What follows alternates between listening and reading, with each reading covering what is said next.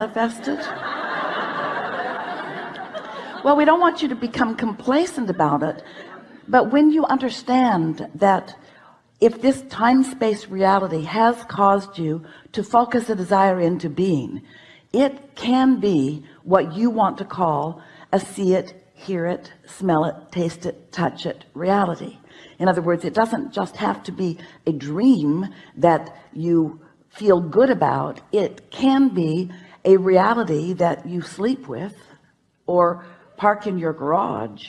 In other words, we want desires to be born, but we want you to be all right with the desire that hasn't manifested fully, because we want you to be satisfied with the early manifestations of your desires. And what are the earliest signs of manifestations? More ideas coming, more ideas coming. The contrast, of course, is the earliest of all. The contrast is what gives birth to it.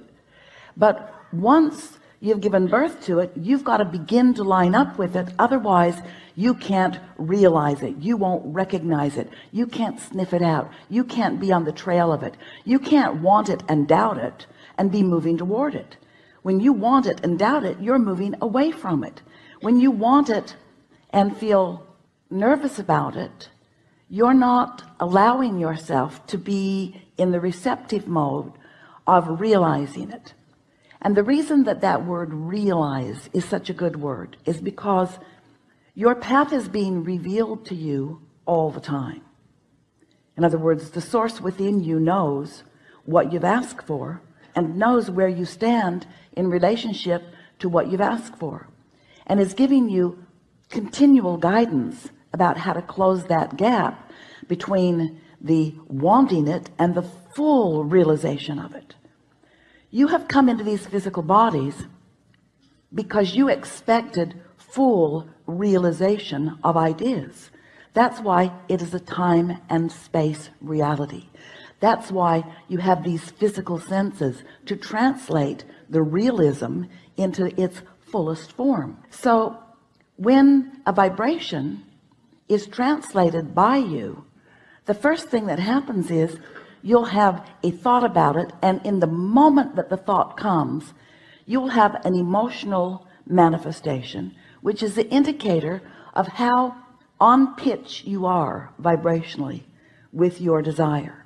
So when you got here, your physical senses were working so well, you didn't even realize that you were an expert vibrational translator. You just thought that you were seeing and hearing and smelling and tasting and touching. You didn't realize that you were translating vibration into a reality. You are a vibrational being who has the ability to control your vibrational output through focus, and that when you control your vibrational output, you also control what comes into you in terms of a realized life. Because the law of attraction, the most powerful law in the universe, really the one we talk about mostly, says that whatever you are vibrationally emitting is what is coming back to you. Because in your emanation, you set a vibration that equals your receiving. Now, we have not said that to you before. Do you know that you set your receptive mode by your transmission mode? What you focus on is how you focus your dial. So you can't be saying one thing and getting another. You can't be thinking one thing and getting another. You can't be feeling one thing and getting another. The universe does not hear your words. The universe is responding to your vibrational output.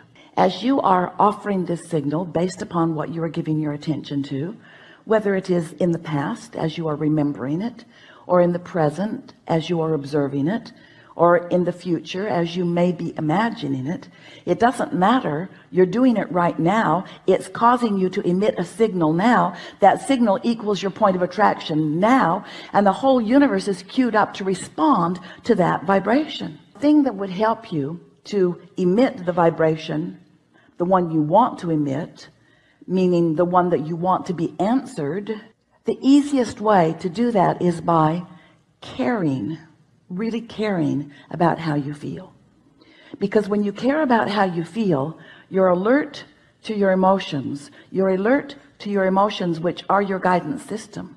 Your guidance system, which is giving you constant in the moment feedback between what you've asked for.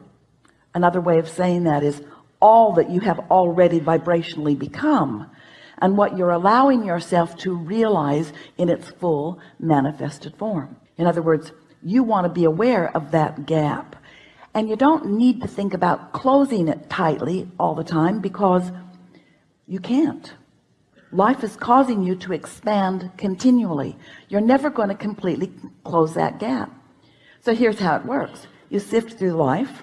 You know what you don't want, which causes you to know what you do want. You emit a signal about it, and vibrationally speaking, you become an integrated being with that new desire that you have discovered.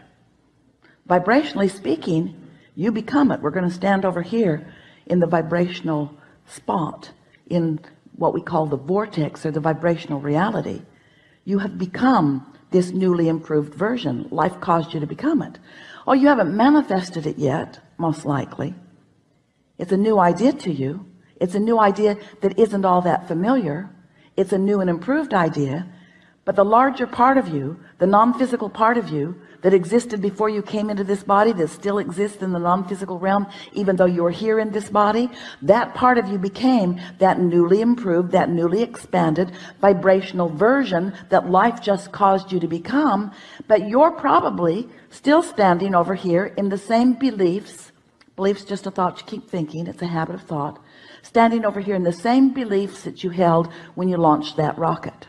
You're not ready to believe in your ultimate prosperity. Life caused you to want more money, but you don't believe in the more money that life just caused you to ask for. If you believed in it, it would be flowing into your experience. Except that there is a vibrational version of you that you may or may not, usually not completely, be up to speed with. And that vibrational version of you is calling you toward it. It's calling because law of attraction is focused upon that new and improved version of you, and law of attraction is summoning all cooperative components to it. The question is, are you a cooperative component to your own desire? And the answer to that in many cases is no, not yet. I do not believe this thing I want. I'm giving lip service to it. Life keeps showing me that I want it, but I am, we're speaking from your perspective, often so wrapped up in the observation of what is, because after all, I can see what is, I can hear what is, I can smell it and taste it and touch it. What is so vivid. What is so vivid. Most of my vibration is about what is, and we want to say to you, that's a bit of a problem. Because if what is so vivid, you give your attention only to what is can't change much. It's slow going. Have you noticed? So you've got to let go of what is a bit. You've got to stop telling it like it is and begin telling it as you want it to be. You've got to lighten up. You've got to stop defending what is as if there is someone standing there saying, why is that? How'd you get there? What are you doing there? What are you doing? What are you doing? Why did you do that?